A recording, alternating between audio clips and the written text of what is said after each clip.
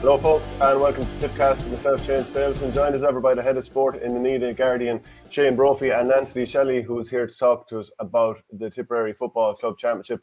Shane, you're going to be doing your club football power rankings in Tipperary soon enough. You did that one for hurling last week.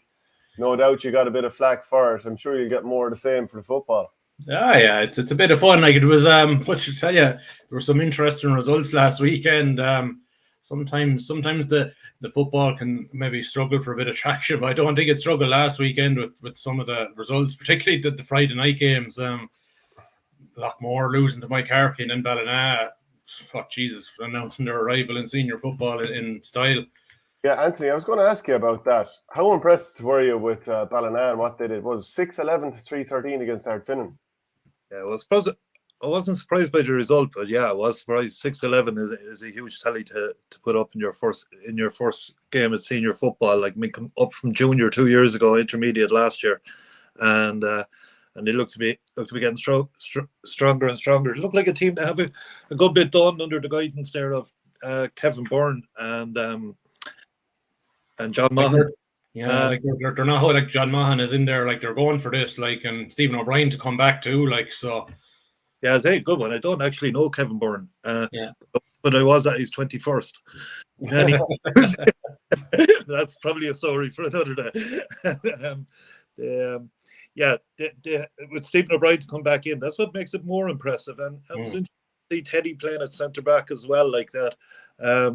They have thought long and hard about their setup, and it's never a bad sign when all six forwards score, which is what happened on Friday night with Kelly being the star of the show. With what did he get, 3-1?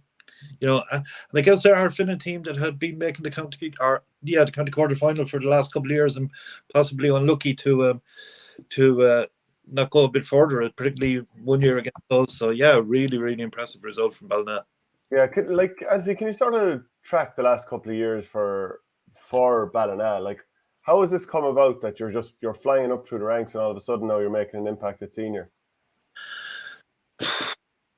There's a few people that are into the football driving it, but also they've had a huge explosion of population over the last 10 or 20 years, and when you have numbers, that helps as well. A good few moving out from Limerick, and I've seen the last census there. And 10 years ago, they were a lot smaller than they want to have more. But this year, I think they even have passed us out. So, numbers help, and then a few lads that arrived in the area that obviously football is their first love, and they're driving the thing. But look, they were really, really impressive in the county final last year. Nobody will want to meet them in the later stages, because I do think that they're set up to be in the county quarterfinals now. So I know from a Jacob Brackens point of view, and any other team, they're the team you want to be avoiding in the county quarterfinal. Yeah, Shane, could you give us a bit more insight on Ballina as well, your own point of view? There's not much football in North Tip. I mean, a lot of clubs are happy enough to stick a knife through every O'Neill's football they can see. What are your thoughts on Ballina? Well, I suppose like I would have always said, if a club in North Tip puts their mind to it, that they're well able to play the code. It's just that hurling is the number one. But I think there's no doubt, I suppose, Stephen O'Brien being the figurehead for the last 10 years from that minor team in 2011, like that was probably the start of it. And I suppose him continuing on to be on still playing at senior level. And then, as Anthony said, you get a couple of key maybe guys from a football background moving into the area. Kevin Byrne, the manager, he's from native of Laois. Tom Lee, the former Limerick player, like, he's still playing very well. Teddy Doyle coming up from Kerry, having a couple of guys who Lee and Teddy Doyle, who come from, I suppose, football heartlands, who know what it takes, and maybe gets the guys to buy in a bit more, not just take maybe to playing a big football as we'll take it as we come and things like that. If you buy into it and put your mind to it, it just shows you like that they've come up through the ranks pretty quickly. But I do think myself, another element of it is that that Ballina and even the likes of Sarsfields, who made a good start in the intermediate football, probably the strong traditional football and powers are not as far away as they used to be. Maybe they're not as dominant, not as strong, and it's easy maybe if you put your mind to it to go from junior, intermediate up to senior pretty quickly, more than it used to be in other years. You look at the likes of Feathered and Galtee Rovers down in intermediate. You wouldn't 20 years ago, and nobody would have said that was going to happen. Like so, and now you have Mile Rovers are struggling a bit at the moment. So it's definitely a sea change in football at the moment. Yeah, I'll just run through all the results out of the 4 groups, Anthony, and then maybe you might zone in on a game that you've seen over the weekend. Aero Gannacarty 7, Drummond 6, Clonmel Commercials 3-7, Kilsheel and Kilcash 3-6. So that was a bit of a classic there. That's all Group 1. Like we said already, Ballina 6-11, Ardfinnan 3-13, Group 2. Also, Mycarkey Burris 1-5, Lockmore Castleiney 7. Group 3, Killinall 2-13, Arvale Rovers 6, Upperchurch Drumban 1-11, Clare 2-5. And then Group 4 is Ballyperrine 1-13, Rockwell Rovers 9, and JK Brackens 3-8, Mile Rovers 12. Is there any game in particular, Anthony, you'd want to pick up on there? I suppose we start with the Lockmore Mycarkey. I mean, that was the surprise of the weekend. Don't think anybody would have predicted that. I was on with Paul Carlin Friday night, and I said that Mycarkey didn't employ Eddie Brennan to win football matches, and I got a good few texts later on over the weekend. But as I said, if you went on the radio and you said Mycarkey more in football last Friday night, you probably wouldn't be on the radio the following week. So nobody would have predicted that. It's a funny group, this. With the exception of Ballina, this is the same group that played last year. With who's at Lockmore, Ballina, Ardfinnan, and Arlo were in that group last year, who were relegated and now replaced by the newly promoted Ballina. And when Lockmore and Mycarkey met last year, I think the score was 3-14 to 8 points. So I think everybody expected something similar, but you would imagine that Lockmore possibly, maybe they had injuries or whatever, but they might have taken their eye off the ball. They rested Noel and John. I'm just saying that's a strange one. Lockmore rarely do that. They rarely rest guys. They always treat every opponent very serious. I just thought it was, unless they were carrying niggles, but I thought that was a very odd one. It's not like them.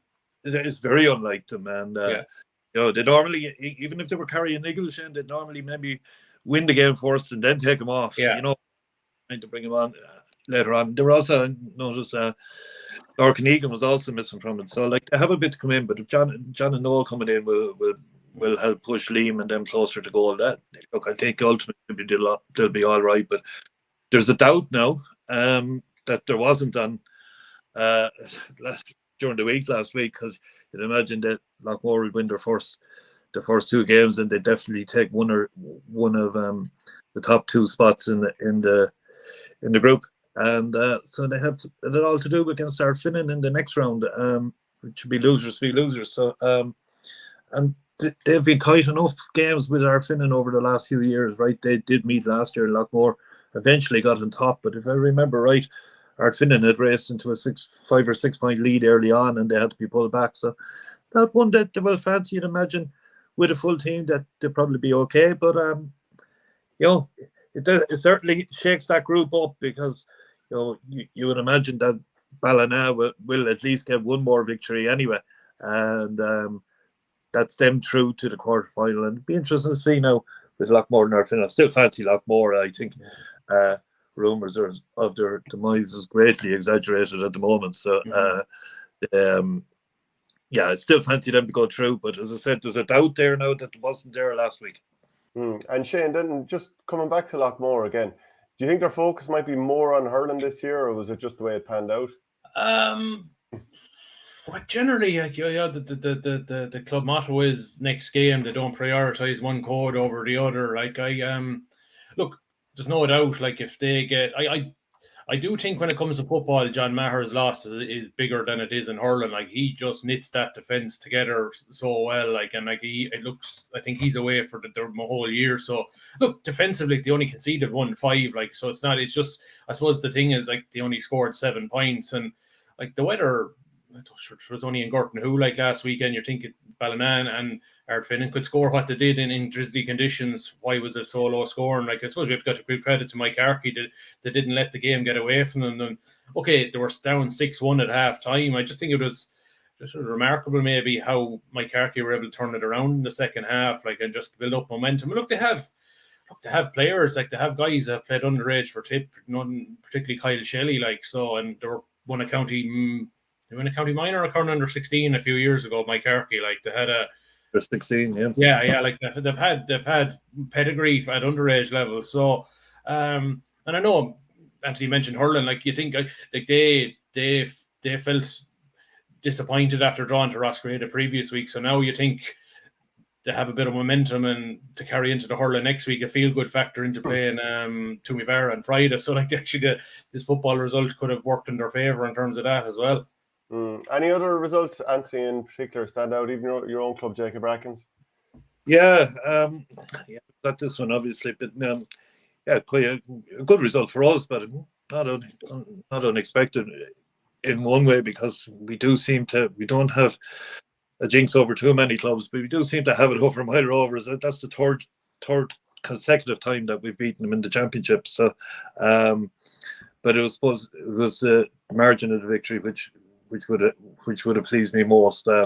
We were down at half time. First half was cagey enough. Two teams trying to suss each other out, and we were down a point at half time. And in all truth, my Rovers probably should have been 3 or 4 ahead. They had hit a lot of wides and bad wides by poor shot selection. But in the second half, I thought I was very, very happy with our performance. We went at them. We got the 3 goals. We totally dominated possession. Happy enough. We couldn't ask for better. And what really pleasing aspect of it is, for the last 3, 4, 5 years, we've been a 14 men behind the ball team, and it's been really hard to watch. We get one score and you'd be waiting 10 minutes for another shot because everybody would retreat back. But Kevin Mulryan has come in this year and gone to a more traditional setup. We were playing with the 6 forwards there last week. Probably, funny enough, caught Mile Rovers by surprise, because they seem to have everybody back on our danger man, Jack Kendi, and they forgot about the rest of the lads, and all the rest of the forwards stepped up. So, yeah, very impressive result for us. Very happy with the second half performance. Is Paddy Cadell anywhere close to being back, or he's back training? To the match, definitely looking at round 3, I'd say, for each, if at all, But round probably be the earliest we'd see him for either hurling or football. That's a fairly swift comeback, Anthony. Yeah, I think it was a partially tongue cruciate he ended up with. He went over to he's been doing rehab ever since it happened, and he was over in Australia with a guy that looks after Sydney Swans. I wonder what his girlfriend is Colin Reardon's sister, isn't it? Yeah. No. No. Reardon's is Paddy's sister. Yeah, Paddy's sister. Is Colin Reardon's girlfriend. Yeah.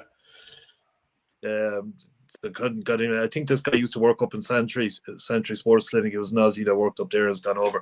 So he went over to him, and he has him in a rehab program, and seems to be working. As I said, he's seems to be managing without the operation. I thought at the start he would need the operation, but he seems to be managing it without it. And we'd be hopeful of seeing him now. It'd be still up in the air. We'd be hopeful of seeing him around 3, if we got further in the football or hurling. Definitely by the knockout stages. Yeah, and just then about Upperchurch. Of course, they were finalists last year and won 11-2-5 victory over Clare as well. Do you see them making a decent push again this year, Anthony? I think they're a fine side. They're committed. They're wholehearted. But they have some fabulous footballers as well. And I know, on the face of it, lads, to say, Clare were in a relegation last year, and this was a relatively close match. But I think Upperchurch are the sort of team they'll just beat what's in front of them. You know what I mean? The level of their performance will be related to the level of the opposition. So if they will get better as the year goes on. I would see them comfortably quarter-final, semi-final, at least. Yeah. I think there's a guaranteed.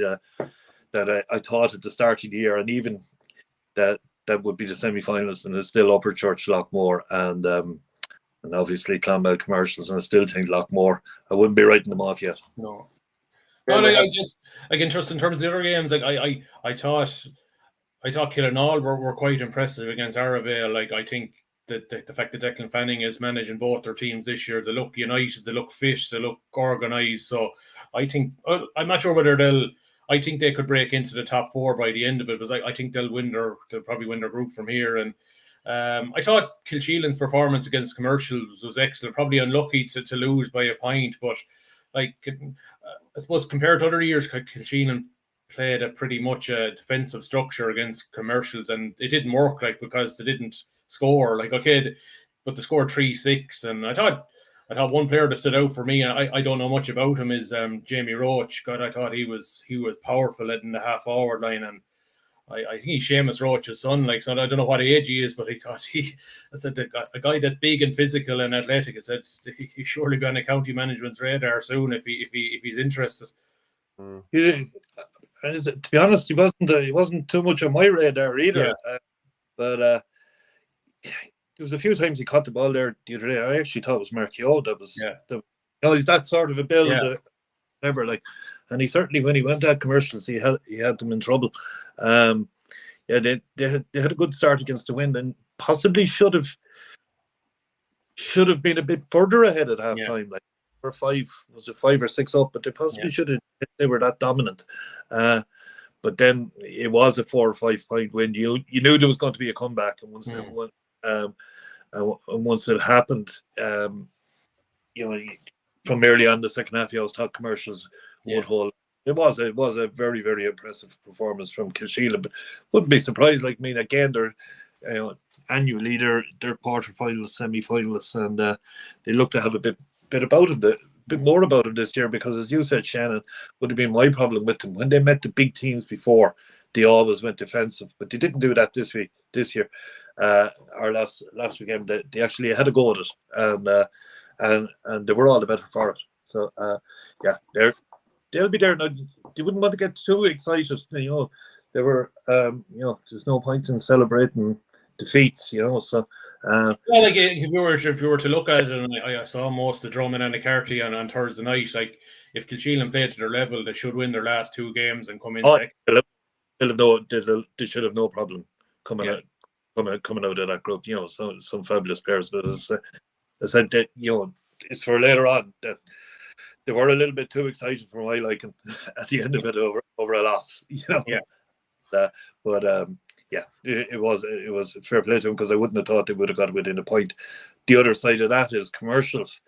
They look to me like a team that are beginning to take themselves too seriously. Everything is structured. The kickouts were structured. Everything. There was no flow to their game at all. And sometimes you got to let lads off the leash and let them play, particularly when you have a team like Commercials and the players there. But I looked at their first 5 or 6 kickouts. There was nobody looking for a charge. It was, this is a plan. We're going to stick to this and stick to that. And they want to be careful that they don't, how would you say, paralysis by analysis, and just let them off and play. And everything doesn't have to be off the tactic board.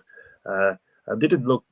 They still have 4 or 5 players to come back in. Shawnee Connor was missing. But they certainly need Jamie Peters and James Morris back in the back line to shore it up, because Kilsheelan got through them way too easy. Let's go through your power rankings after chatting through the football there, Shane. And Anthony, I'll throw it to you then. But first off, Shane, you've got Clonmel up at number 1 anyway. I have to go with the champs, and I think they had that win over Kilsheelan. Like, that was probably 2 of the stronger teams going head to head, so I leave them at 1.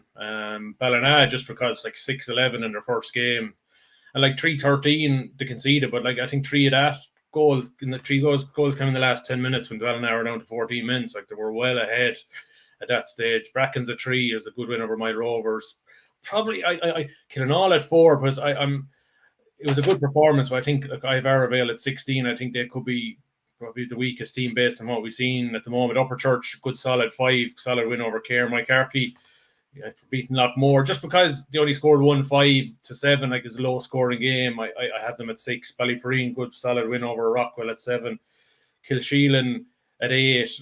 Even though they lost, I think that the performance was pretty good.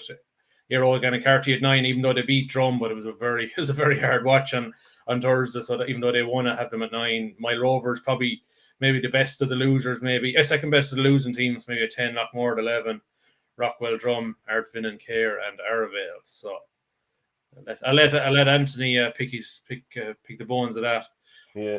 What do you think, Anthony? It got very excited about Ballina there. Like, well, I'd have them in the top 5, all right. I'm not sure I'd have them second yet. Killing all, you have them high up. I forget where you had them on the list. There were. Oh no, that's not. Oh, that's the hurling one from last week. Killing all in 4th. Yeah. I probably flip up Killing all in Upperchurch just based maybe on that. Sure. But you know what? Don't be too far wrong. It all depends on what Killing all feel. They don't always feel their strongest team, but they did on Saturday night. Yeah. Usage, and they looked for. He was at that night, the second half of that game, and they looked very fit, very composed. Knew what they were about. But body feeling was outstanding on the night. And if they keep feeling that or that 15, 2017 they were in the county final, and of course they will have other ambitions in the arena or whatever to win that. But if they could get safe next week, just win one more game, and then they could have a crack at the hurling for a couple of weeks after that. But to keep feeling that team, and this year they looked to be very, very fit. And while I would still have Upperchurch ahead of them, they're deservedly high up the rankings, all right. Yeah. And they're playing each other in the next round, so that'll sort itself out. Well, look, Anthony, brilliant of you to join us. So thanks very much, and hopefully we'll be chatting again soon. No problem. Thanks, Anthony. Okay, so that's anything else you want to touch on in terms of the football before we move on to the hurling? Nothing particularly. I suppose it was. I think that the Ballina result and the Mycarkey result, and it was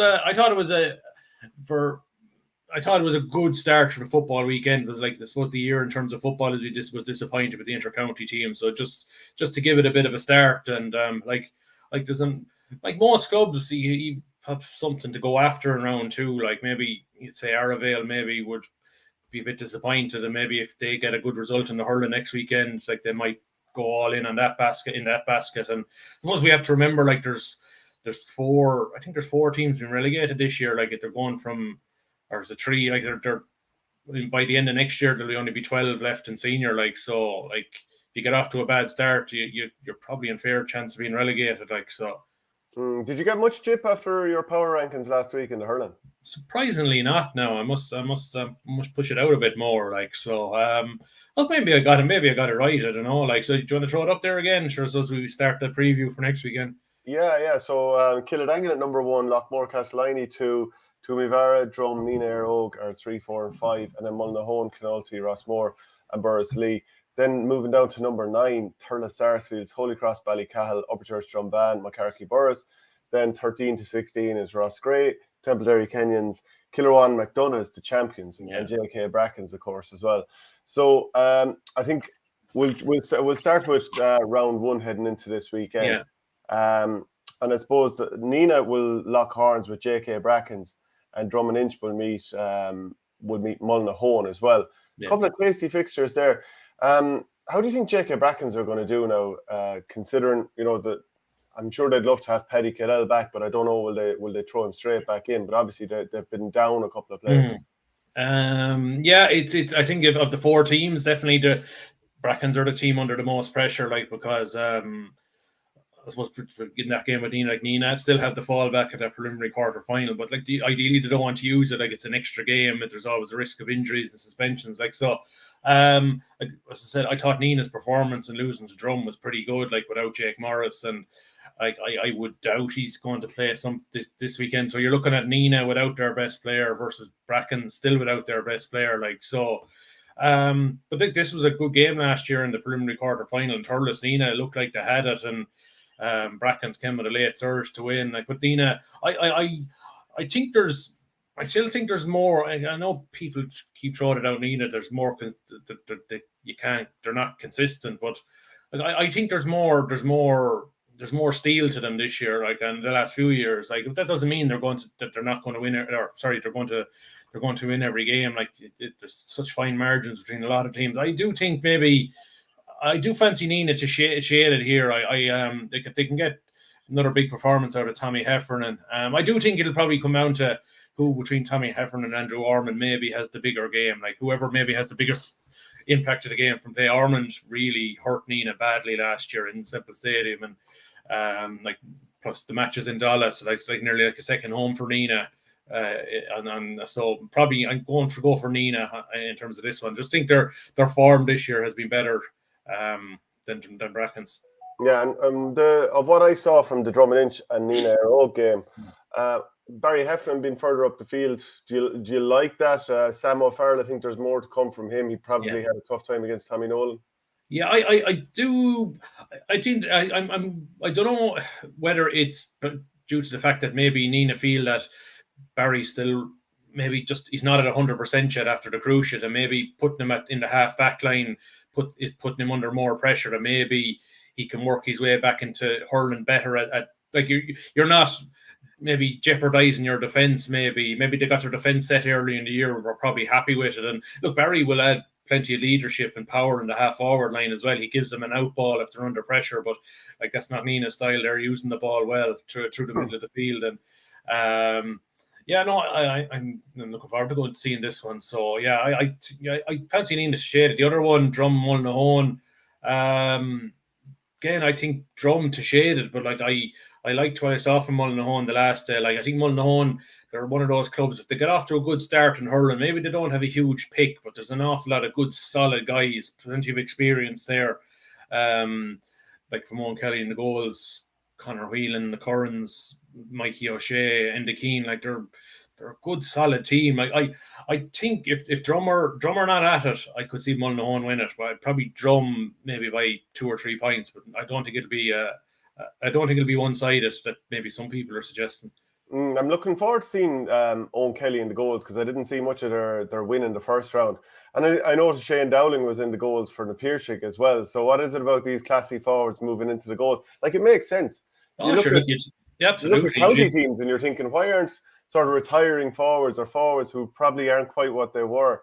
Like, I'd imagine in a couple of years' time, imagine how good Noel McGrath be in goals for Tipperary. Oh, Jesus, you think the way the modern goalkeeper now, we're saying inter-county, is that if you're a good stick man, being in goals is nearly as important. Like, and if you can nail your puck out, there was a brilliant they were doing the post-match interviews after the last round, and Kelly really just the way Kelly was leaning on his hurley, like a real old man, like, and the only thing that was missing from maybe a 70s post-match interview was having the fag in the other hand, like waiting to be chat. Like, I just thought it was a brilliant pose, like so.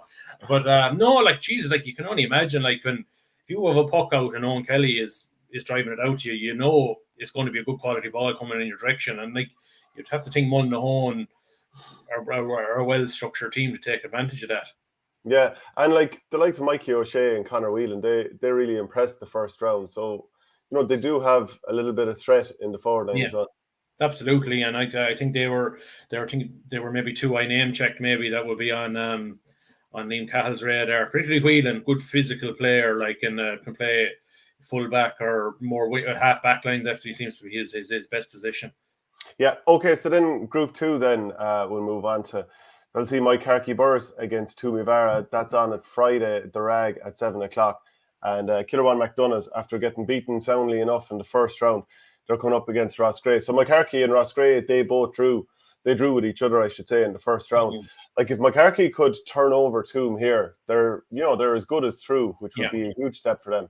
Absolutely, and we'll put all the pressure then on Killerwan. I suppose Killerwan are probably hoping for a Toom win to keep McCarkey close, maybe for the last game. But I suppose the Killerwan, that's what they were must-win situation anyway. But yeah, Friday night, the Carkey Toom game, like I mentioned before, the football. I do think that football win will have maybe taken maybe any air of, I wouldn't say, I suppose, disappointment of only getting the draw against Rossgrey in the first round of the hurling. Like I do think, any bit of motivation or positivity you can take maybe from a result like that, you've got to take into a game like this. And like Toomevara, I thought they were good against Killerwan, but I still think there's more to come, and like they'll have Mark McCarthy back from suspension, and he's probably going to go straight into the starting lineup because I think Darren McCarthy suffered a hand injury in that defeat to win over Killerwan, so I know he didn't play under 19 last week, so whether he's available for this Friday, we'll probably know in the night. But like Darren McCarthy was very good, but like you're replacing him with Mark McCarthy, plenty of experience there. So look, I'm going to go with Toom, like just to build on that win. But like if Mycarkey just bring a bit more. I suppose if they're a bit more, maybe they felt they were under pressure against Roscrea having to get the win. They might be a bit more relaxed in this one, even though they'll be definitely going out to try and win it. Maybe it might allow them to play a better style of hurling, but probably two, maybe just to shade this one. Yeah, and if Jack Delaney, after getting 2-5 the last day, I mean, he'll be serving out notice to Liam Cahill if he can, start backing it up with a few more performances. Absolutely, yeah. Consistency is another one. Like, and look, I do think like they're playing him closer to the goal. Like the last few years, he's been in midfield, he's been the half forward line. I do think his best position is close to the goal. And look, I thought he dovetailed very well with Darren McCarthy. So I just wonder maybe if Dara doesn't play, does that change maybe the balance of the inside forward line? They're only playing two inside for a lot of that game. Yeah, and like for Killerwan again now against Roscrea this weekend, there's injuries everywhere. Niall O'Mara, Willie Cleary, Devlin Courtney, they all came off, I think, against Toomey Vara. Craig Morgan, is he right? Yeah, Keane O'Kelly is coming back from America, but I mean, you've picked Killerwan to win this game in the paper, of course. People could pick up the Nina Guardian now, but I mean, are you that confident of Killerwan given the bodies that they're missing? I'm just giving it to them purely on experience, number one, and desperation that it's a must-win game for them. Like so, and that maybe whatever 15 they manage to put out will just dig out some bit of a result. Like so, would I be surprised if Roscrea won this game? Absolutely not. Like I think if you're Roscrea, you have to be looking at the Killerwan team and thinking that these are vulnerable. If we go at them, the only thing with Roscrea, and I know it's the same criticism I'm hearing from a lot of people, is that they're very lateral in their play. They can overuse maybe the hand pass in the middle of the field in their half back line. Maybe they could be better playing a small bit more direct, get the ball into the inside forwards a small bit earlier. And like if they do, like there's joy to be got. Like, but I suppose the fascinating thing for me will be how Killerwan set up. If Niall O'Mara didn't play, the shoulder injury didn't sound good after the Toon game. They're probably going to have to strap up Craig Morgan and get him out there from the start if they wanted. So Keane O'Kelly definitely would lead a bit of physicality. I'm fascinated to see how Keane O'Kelly performs in this club championship because look, he's got a year in with Tipp. He should have bulked up. He should be athletically bigger. I've seen Jack Ryan, like the Jack Ryan from last year's club championship to this year's club championship is chalk and cheese. Like he looks like an inter-county in terms of stature. Like so, I'd be fascinated to see whether he's been hurling in America for the summer. Like what level is he at in terms of like the intensity of those games? Probably wouldn't be what he's going to get on Sunday. But look, purely out of maybe their greater need, I'm going to go for Killerwan, but it's not a confident pick. Like so.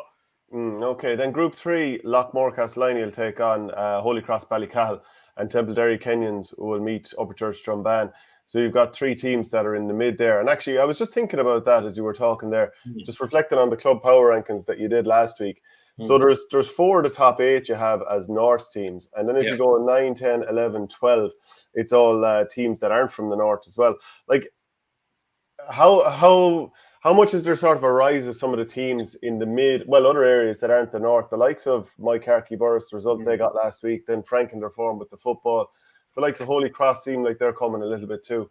Yeah, I do think there's sort of been people will throw the North bias at me. Fine, like I kind of when I sat down to pick them, I probably would see it more the North teams than the mid teams, but I was just look purely on the results. And I would have said a few years ago, Thurles, Lockmore, Drum were probably ahead of a lot of the North teams. I do think there's been an evening out. We've seen Killerwan, Borrisoleigh coming to win the North or coming to win the county. Nina are always thereabouts. Killerwan won it last year. I do think there's an evenness. there at the moment. I still expect Holy Cross to push themselves forward over the next few years. I think if they beat Lockmore on Saturday, I don't think Holy Cross are county final winning material this year, but I do think it'll be a massive step in the right direction if they were able to beat Lockmore. Now, Lockmore still my favourites, but you'd worry maybe psychologically that resulting in the football. They conceded 4-18 against Templederry. Defensively, geez, you'd be interesting to see how they're able to tie down the Holy Cross attack next weekend. I suppose that'll be the key. And again, I'm purely on experience and know-how. I'm going for Lockmore, but some days the up and coming team takes the scalp, and I think this is a great opportunity for Holy Cross maybe to get while it was a big thing for them to beat Upperchurch the last day. I think Holy Cross would always see themselves on a par, or if not slightly better than Upperchurch. But I think if they were able to take down a lot more, it'd be a big statement from them. Yeah, Templederry and Upperchurch both need a victory here, but because they come into it on the back of defeats. But Templederry putting up 4-18 against Lockmore, that was a good sign. But obviously the concession of, was it 4-26, would be very worrying. So, will they be looking to tighten up the defence, or will they be we can take down Upperchurch, fair enough, a team that went very far in the county championship last year, and will they go for them?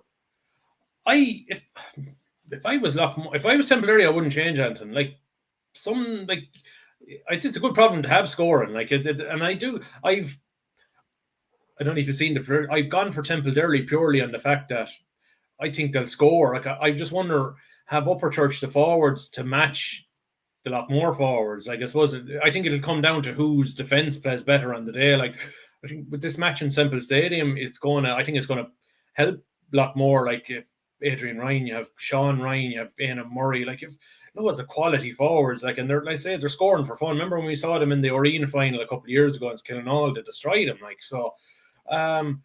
It all depends. The greater pressures on Upperchurch, they've had the better, I suppose, pedigree over the last few years. You'd say on pedigree, you'd say Upperchurch, but I think if there's going to be a shock result this weekend, a shock result off on form, it would maybe Templederry to take down Upperchurch. But I know you're saying that Templederry have the scoring prowess, but Upperchurch have good senior form in the last couple of years. Even going to last year. I don't know. Do they have forwards to score for? They're not going to. Maybe they'll probably keep it. They're probably better defensively, maybe not to concede 4-18. But they have Luke Shannon, they have Paddy Green. I'm just not sure whether.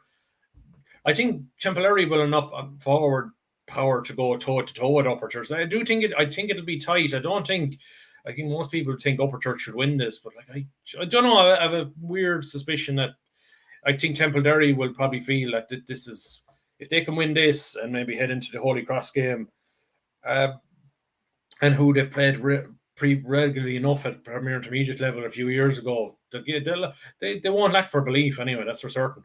Yeah, okay. And Group 4 then, the Senior Championship, which is fairly much a group of death. Borrisley will meet Killadangan, and Killadangan were brilliant against Thurles after, not being great and having a sluggish enough start. Borrisley were, kind of claimed the draw against Clonoulty Rossmore late on. Had a good start to the game, didn't put the scores on the board, and Clonoulty took over. And I think Borrisley will be happier than Clonoulty to get a draw there. Yeah. And Clonoulty are up against Thurles, so Thurles are obviously guaranteed a preliminary quarter-final no matter how they go in the group stages. Is there any talk of maybe the likes of Ronan Maher being back, or David Corbett being back, because they did look shy of those players? Yeah, I would expect Ronan will be back. I think it was more of a bug he woke up with on that Sunday morning that he couldn't play. If they get Corbett and Ronan Maher back, that stiffens the defence up massively. They're bringing experience and physicality, and they need that against Clonoulty. But we remember last year in Holy Cross when Clonoulty won that preliminary quarter final, when that game turned into a battle and had to be won in the last 15 minutes, it was Clonoulty who had the leaders and the dogs, and they dug it out. And I do find it strange that this match has been scheduled for Templemore. It's you think if Thurles, you think Holy Cross is in the middle. I don't know whether the Turles object to playing in Holy Cross after last year, or maybe the Clonody not want to play in Semple Stadium or what. Like, I think there must be a reason why it's in Templemore on Sunday evening. But I think this will be a fascinating one. Like, I do think, as you said, I thought Clonody left the second point behind them against Borrisley. I thought their forwards got a lot of good quality ball, but they just didn't. They were unable to maybe create openings to get shots away. They were unable to. When you're playing the likes of maybe Robert Doyle, is more of a backman. He's a good ball winner, but maybe he needs guys coming off the shoulder, maybe to deliver ball off. I think Danny Slattery, very, very tigerish forward. I think, look, a lot of the focus maybe this weekend is on Turles to see how they respond after the Kildangan defeat and just the manner of it. And like, I don't think you can't just put it down to the couple of guys that were missing. Like, there's like, there has to be something more than that. Like, so. Like, they only scored 117, which is low enough for their caliber team of their caliber. Plus, like, they have so many options. I just wonder sometimes, have they too many options, but then they don't know who their best team is? Because I was looking at their Premier Intermediate team, and you think of, Jesus, a couple of guys there that could be playing on their first team, like, so. And there's probably very, very little between a lot of them, like, so. So it'd be interesting to see whether they delve into their second team if they feel, okay, maybe that guy we thought maybe was good enough for senior level, maybe he's not cut out for it. We have to go for and look for something else. Was like, it's senior or nothing for Turles every year, like, so. Yeah, they need to get probably Conor Stakelum on the ball a little bit more, Aidan McCormick on the ball a little bit more. Clonody, I thought one of their the rock they kind of perished on, if you want to call a draw, perishing. I thought the inside forwards just left behind so many chances. Like, their inside forward line didn't score at all. Yeah. So they'll obviously need to be converting there. And then Borrisley, it was an underwhelming performance, no doubt about that. Not exactly a huge scoreline, 113, like 14 scores. Even go back to the North clash against Kildangan, wasn't it 60? Was it 16 points? 16-12. Yeah. So Burris are, struggling in the forward line there. Will Jerry Kelly starts in the half back line? Both Ray McCormick and Paddy McCormick went off injured the last day. So will either of them be playing? So Tipperary have plenty to ponder on, Borrisley have a lot to ponder on there the last week and a half. Yeah, I suppose if there were something to be positive from Borrisley, like, defensively, they look pretty good. Like they've been pretty miserly even in the defeat to Kildangan, the draw with Clonody. Like, so defensively, they're doing their bit, as you say. It's up front where they're struggling a bit, and like, when you break it down, you think, oh, they have Conor Kenny, to have Kevin Maher, Eddie Ryan. Eddie Ryan's been superb this year. We haven't seen the best of Jerry Kelly, and like, you keep forgetting, like, it's only when they're not there you realize how valuable they are. Niall Kenny not being there, like, they've missed him. Like, he just, whether he plays at 12 or particularly at 14, he's just a presence in there, isn't he? Just the whole thing, even in the run to the club final, like, in 2019, he was always a presence in that full forward line. He certainly missed, because I don't think Conor, it suits him in full forward. I think he can always come out, but I do think he's maybe his best position is on the wing. So I think this is a super game. It'd be interesting to see if there's any carryover from the North semi-final when you had the red cards. It was a very spiky game, like, really. You got the sense that lads would be forgetting maybe a couple of things and they'll be meeting again so soon. So I suppose another thing would be, can Kildangan keep that level of performance on against Turles? Like, can they, like, we saw it in the latter stage against Borrisley when they're down to 13 men, they turned it on and scored 6 in a row to win. Like, they're brilliant against Turles. Went back to, I suppose, maybe something more close to their best 15 without maybe the injured Rennie Connors. They got Dan O'Mara into their team. They got Brian Mallockney, back into the team. Tom O'Mara back at corner back. Like, so I suppose for Kildangan, there'll be consistency, building that performance, go again. Borrisley, got to find more. Got to take the pressure off Eddie Ryan. Like, they're asking too much of him. Like, so.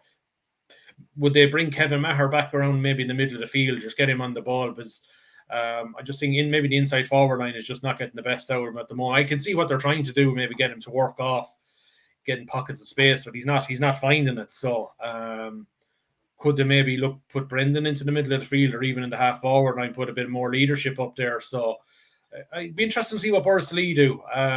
you'd have to give it to Kildangan on form, but like Borrisley, they're always hard to beat.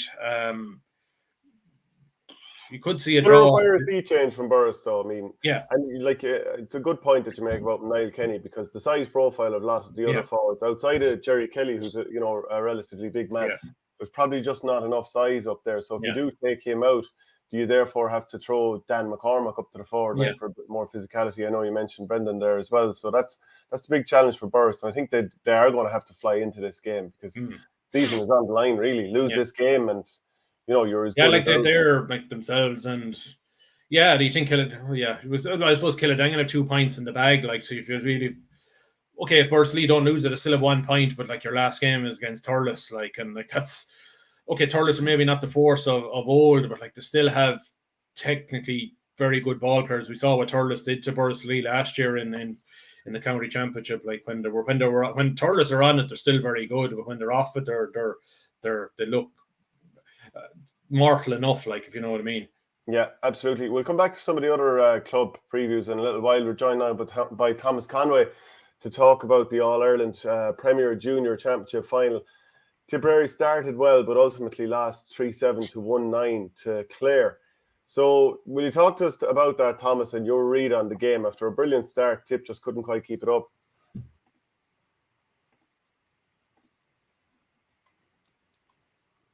Can you hear us there, Thomas? Connection fading slightly, lads. I think a couple of technical errors. Yeah. Can you hear us now? Okay? Yeah, we have you now. Lovely. So we just want you to give us a sort of insight into Clare 3-7, Tipperary 1-9. Great start, but couldn't quite frank the form. Yeah, great start. Fantastic start. I mean, in terms of literally your dream start to an All-Ireland final, Tipp went 6 points up at one stage in the first half. They were 1-3 to no score up, and it looked for all the world like they were coasting, playing some really kind of fluid camogie, nice, off the shoulder movements, a real kind of dynamic game plan that David Sullivan has honed really throughout his tenure this year, and they allowed Clare back into the game. Now, to a certain extent, I think Clare started slowly. You could attribute that maybe to a little bit of nerves, a little bit of anxiety on their behalfs, but they gradually found their feet and gradually kind of crawled back into the game. And by halftime, the scores were little, 1-5 apiece, so very evenly balanced. But it was that third quarter performance from Clare. I mean, they really turned it on in the third quarter. And I know a lot of the attention will be focused on Ciara Brennan, who was dismissed for a second yellow card, contentious second yellow card in the 42nd minute. That really dented Tipp's ambitions. It was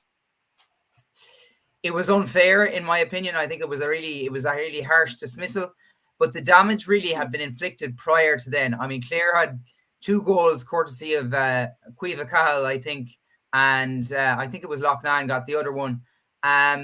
Really impressive in that third quarter. Really started to run at Tipp and to cause them problems, and just ultimately kind of prevailed as a result of that. I think they were probably on balance the better side on the day. It was a pity with Brennan sending off, because her sending off kind of reduced the prospects that there would be a late revival from Tipp. Tipp held Clare scoreless for the last 15 minutes or so, and they scored 3 points of their own.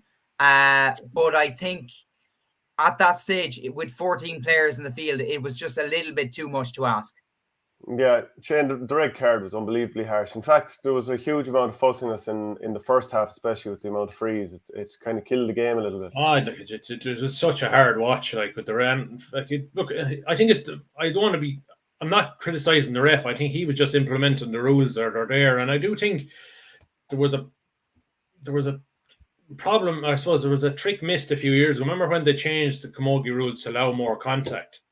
But it looks to me like they failed to go into the rule book and take out offences or amend offences that don't match up with more physicality, if you know what I mean. And like the one that bugs me most is the yellow card for the barge. Like it's too penal. Like if you run into somebody, whether accidentally or deliberately, do you tell me that you deserve to be yellow carded for that? As if to say you're a danger to another player. Like get rid of it. Like it makes no sense whatsoever. Like it just, and I think it humiliates players because like people are watching these matches, particularly people who would only maybe watch a little bit of Camogie, but they're thinking it's the same as hurling, and that they're looking at this and thinking, God, the referee's an awful late for giving a yellow card for that. But actually, he's only implementing the rules. Like I think.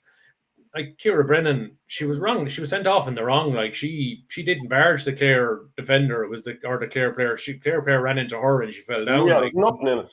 No, I can just like she was sent off in an All-Ireland final. That's going to be something that's going to hang over her. One, she was sent off in the wrong because she didn't foul her, and two, it was the god awful barge and yellow card, which did for her. Like maybe the first yellow, it was a high hurley into the helmet. It looked innocuous enough, but I suppose if you go a high tackle now is the yellow card, so fair enough. Like, but I just think sometimes I do think Camogie officials get very defensive when people say, "Don't tell us how to run our game." But like when I'm seeing this foul in particular, and I've been seeing it for 4 years when I saw this thing happen before, I've seen. Listen to the players. Listen to the players who are playing the game, and it's the same thing with the skirts. Like, ask any player, Camogie player, and they say, "We just want to wear shorts." They all train in shorts, but then when they come to match, they have to wear something completely different. Like I just think they just listen to their players, get rid of the things that are holding the game back, and make it a better. Make it a better spectacle. Like Camogie can go to, I think Camogie can get up to a level that ladies football has in terms of popularity and eyes and more eyes watching.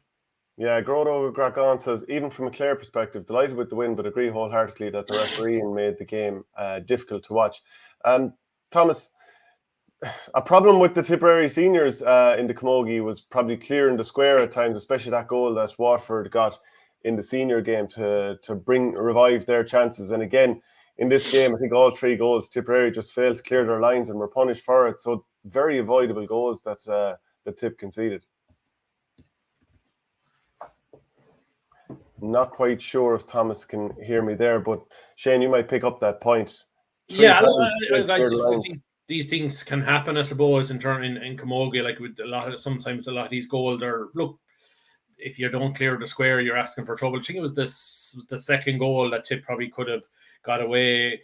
Even the first one where the Clare wing forward was allowed to come an awful long way up the wing. But you think that game turned on, I know that we said the red card, but just before Clare got the goal, I think they Tipp had a brilliant goal chance to go 2-3 to a point up. And like if that goes in, like it's a long way back for Clare at that stage. But like I think we said it on the show last week, if Jean Kelly is restricted or held, like she scored 10 goals in the route to the final, she was held to 1 point from play. But even though she was still our best forward, along with Ciara Brennan, and like once Ciara Brennan was sent off, Tipp were down to 1 really good scoring forward, and plus Clare were able to play a sweeper then in front of her. So it really made Tipp's task way more difficult. And look, it was just a disappointing end to the year. You'd love to have won in All Ireland, but look, overall, it was a positive year for Tipp Camogie. The seniors improved from last year. The juniors, who didn't even get out of the knockout stages last year, got to an All Ireland. So look, there's definitely steps forward. I suppose the hard part will be next year, because the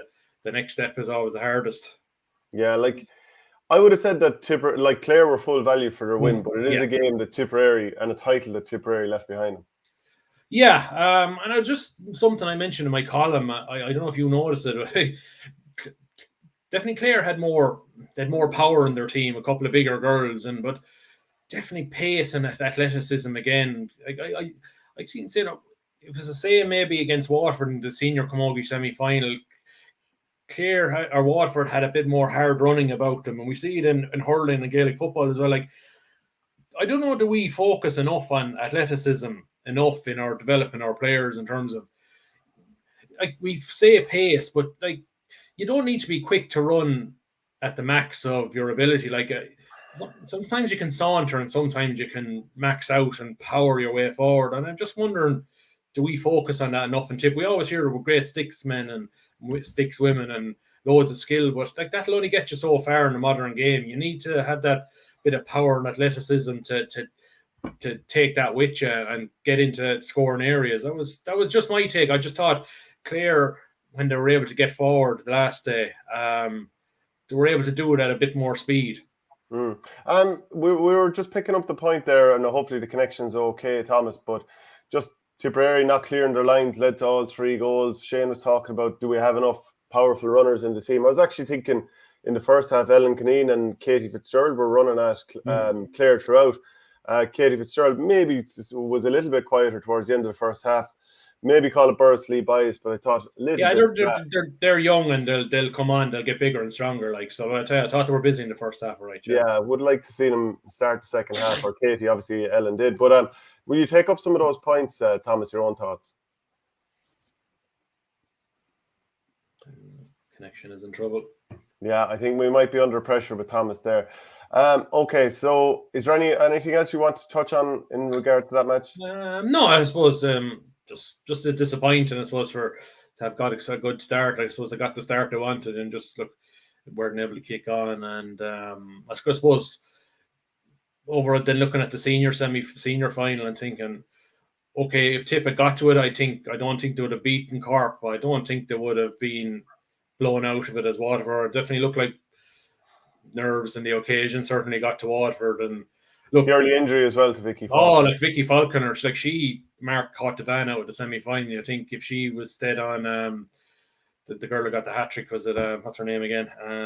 Amy O'Connor. Like if she was there, maybe she wouldn't have got the hat trick. But Cork was still won, but like definitely losing her. And looks like the scourge of the cruciate in lady sport again. Like it just is just tough on her. But look, I suppose an experienced Water will come back from and improve from. I suppose being in that final will bring them on a ton. You'd love to have seen Tipp in it. Maybe Tipp probably, I don't think would have beaten Cork at that level, but I don't think there would have been. I don't think it was one-sided as it was. Yeah. Okay. We'll give one last blast there to Thomas. Can you hear us? Yeah, I can hear it loud and clear this time. Hopefully it stays. Yeah, okay. So we're just kind of finishing up the Camogie at this stage. But just your own final thoughts on the year in general for Tipp Camogie and where you think it's going heading into 2024.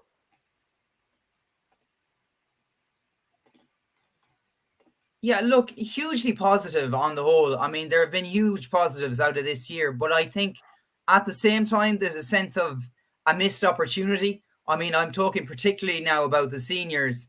The loss against Waterford that day, I think it was a little bit of a capitulation on the part of Tipp. I think they kind of maybe allowed nerves to get to them, maybe allowed those kind of anxieties, semi-final anxieties to catch up with them. And ultimately, Waterford went on and prevailed.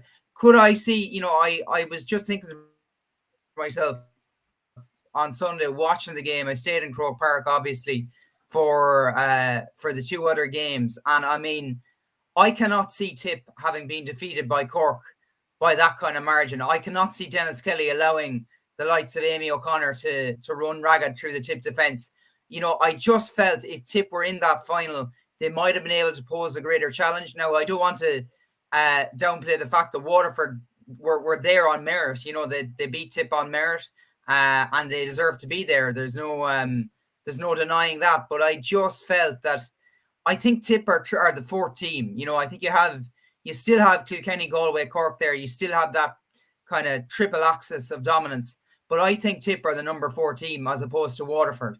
And I think if they can just break that semi-final hoodoo that they have now, and it is a hoodoo which is going to be difficult to get past in the future. I think if they can break that and get to an All-Ireland final, then the sky is the limit for them. But look, there is no doubt it is hugely disappointing. It has been a positive. There's a Munster Championship there. The juniors have a Munster Championship and a league title to celebrate as well, and they should celebrate it. They deserve it. But on the whole, I think missed opportunity is how I would describe 2023 from a Tipperary perspective. And then just to, hopefully the connection keeps up. But Thomas, while we have you there, the rise of Ballina in the football, obviously also this weekend against Mine Temple Tui in the Premier Intermediate Hurling. But all looking good for Ballina. All looking good for Ballina, all looking pretty good. I watched the game. I wasn't at it. I watched it on Clubber on Friday night.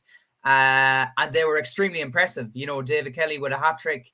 Numerous other players showing their form. And I think it's really positive. Now, it will be very interesting to see as the campaign materializes, can they sustain that level of performance? Because it's a tricky group. Moycarkey pulled off a big upset on Lockmore Castellini in the other game, which kind of opens the group up. But certainly it's looking very positive from a Ballina perspective at this point in time. I mean, you can see they've had John Maughan in training, former Mayo coach. John Maughan, he's been involved in the setup. They've really put all the resources they can into this side, and things are looking very positive. You know, I wouldn't write them off in terms of the County Senior Football Championship this year. I think they have the potential to go deep into the competition and, dare I say it, maybe even win it. Okay, and what about the hurling side? There's obviously two-pronged push this year from Ballina.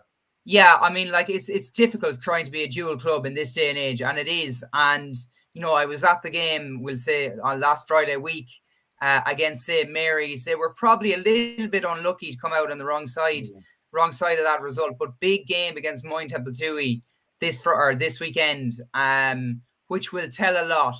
I think, you know, they have a talented group of hurlers there. They're very well conditioned. They're very physically fit. But whether they actually have the hurling in them to compete remains to be seen. So it's going to be a difficult one. You know, I pin my hopes in the football, if anything, this year going forward. But certainly, hopefully, we can hit form in hurling as well. Okay, well, look, Thomas, thank you very much for joining us and persisting with the connection. Yeah, and apologies about the connection errors. Sorry. No, can't be helped. Thanks very much, Thomas. Thanks. Okay, so we'll run through a few more of those fixtures as well. Again, this is all previewed in the Nina Guardian, so keep an eye out for that. It's available in the shops now. So Ballina, Moyne Temple in Group 1. Also in Group 1, Cashel King Cormac's against St. Mary's.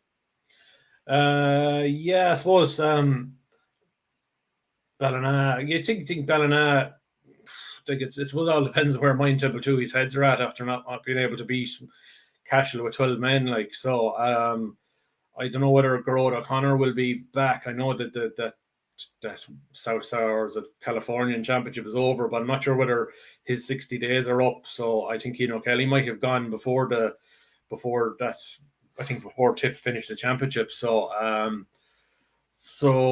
I'd go for Ballina. I just think maybe the bit of momentum from last weekend's football maybe might edge that one. And then the other one, you probably have to go with St. Mary's, just with Cashel maybe with the three guys out through suspension. But I suppose pending appeals, I don't know whether they've appealed any of them. But I suppose then you look at it, I said it last week, Cashel, they'll be starting with 15. Maybe they'll have got a bit of spirit together with that win, and maybe they could pull out a result. But you probably have to look at maybe St. Mary's just with maybe at full strength to get through that one. Yeah, Group 2 down there, O'Ganacarty against Sean Tracy's. Yeah, it's a West Derby. Shows Tracy's got the win in the first round. Got the draw in the first round against the Swan, which is a good result. And Carty lost to Thurles Sarsfields. But on the face of it, look, it's not the worst time to play Thurles Sarsfield second team is in the first round, because like they're at their strongest really. And so it remains to be seen whether there's a couple of guys, maybe the likes of Jack Lanigan, maybe get called up to their senior team, and if they are, maybe it'll weaken them slightly. And look, I remember in 2020 when Laura got to the Premier Intermediate final, we lost to Thurles Sarsfields in the first round. So look, if Anacarty, once they don't get too focused on the fact they lost to a second team and just focus on this game, maybe get a win if they can, which would be difficult enough, they'll be back on the horse. So probably Anacarty just maybe to shade it, but it'll be a tight one.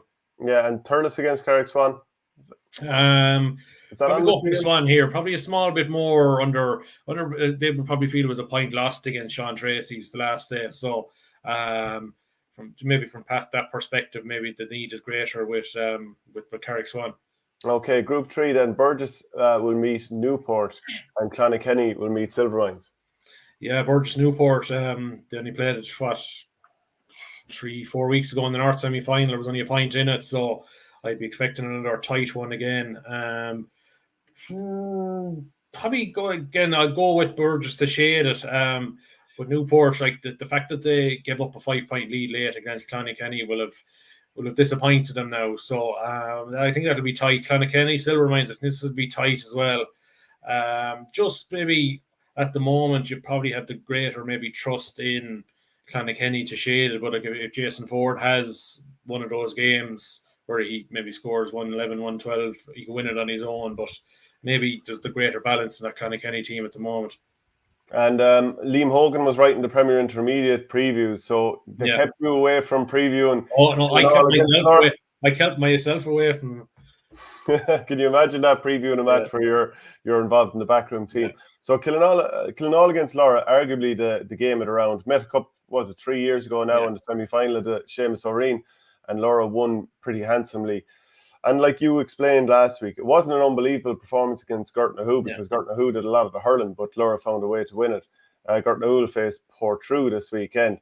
But it is kind of a tasty enough fixture, and I'm not sure if John Bubbles O'Dwyer will be back. Probably not for this game. I know he's getting close. Like from what I think was he on a podcast recently, he was saying he was getting, Declan Fanning was saying recently that he's one of these slow injuries, and I suppose if he doesn't start, you'll probably see if he's near enough, he'll probably get some game time. So look, I think it's a game both teams will be looking forward to because it'll be a real assessment of where they're at. Like, and I think I had in my power rankings last week, I had them 1 and 2. So just in the fact that like Laura's win over Gortnahoe, like Gortnahoe were last year's county finalists, so and like they're from what I saw them last weekend, they were very, very impressive. Like they were unlucky maybe that their only thing that they were disappointed was that they probably didn't put us away maybe when they were on top. Like, and Killinall brilliant, hugely impressive last 15 minutes against Portrue. Like I think that was 323 to 1-8, but it was a draw match after 44 minutes. So it just shows maybe their fitness levels are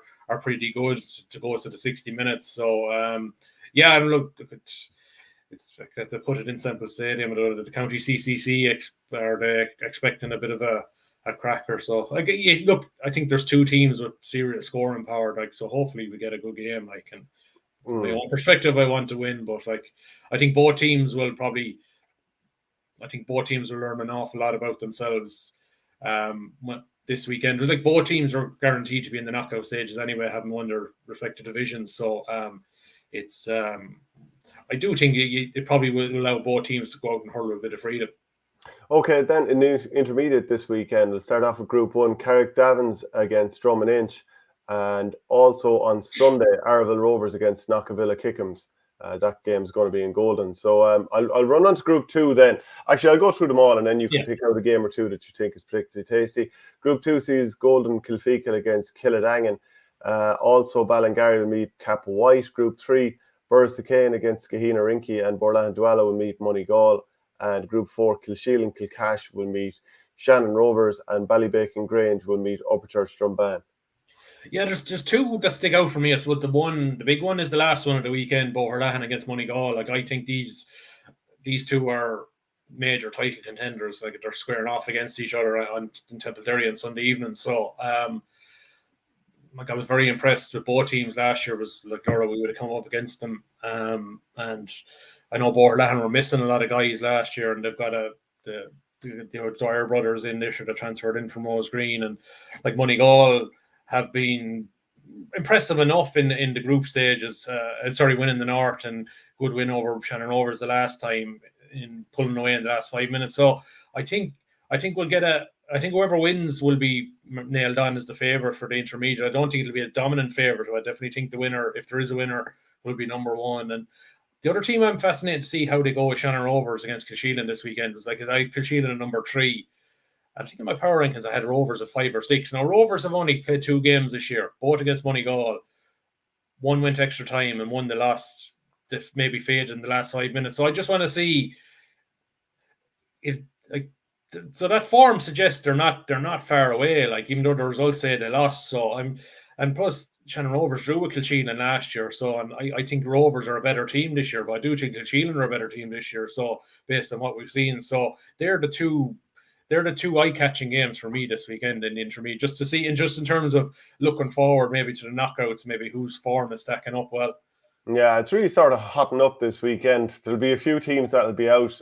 a lot of games that'll be very close, just because Yeah. the way the championship is structured now with the 16 teams and layers, it's just very difficult to call many of these games. Oh, that's it. Like, it's just, I know, I just think it's perfectly set up, I suppose, in an ideal world. You'd love to have the championship maybe going on a bit longer to give every team maybe another 2 or 3 matches. I think the dog-eat-dog nature of county, like, every game is important. Like, there's no team can afford to take their eye off the ball. Like, so, especially the way the county board structured, like, when more or less every game in round 3 is going to mean something, bar you get maybe a freak result, maybe where the team on top and team on bottom are guaranteed to be finishing those positions, but then you'll get second and third, maybe having a de facto quarter-final playoff. So, there should be good action. I think the weather is half decent for the weekend, so the crowds were good in the first round, so hopefully we get more of the same this weekend. Yeah, you just don't know. Like, last Friday, the weather was unbelievable. Saturday, nothing but downpours. So, we'll see how it goes. Okay, that's it from the show this week. As a reminder, the Nina Guardian is in local shops there now. Shane, we'll chat to you after the weekend. Talk to you next week.